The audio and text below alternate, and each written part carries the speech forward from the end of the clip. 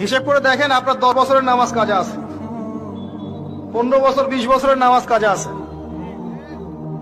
কি করবো এগুলো নামাজের? আল্লাহর কাছে মাফ চাবো, ইনশাআল্লাহ আল্লাহ মাফ করে দিবেন, এটা একটা অপশন।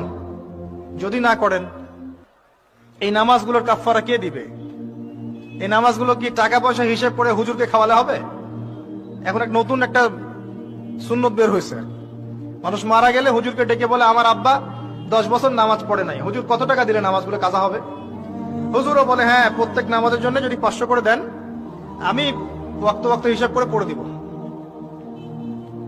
তো এদিকে দুই দিক থেকে তার লাভ, সে অর্থ পেল, নামাজ পড়লো, তার নিজের নেকি হলো, তার বাবার কিছুই হলো না।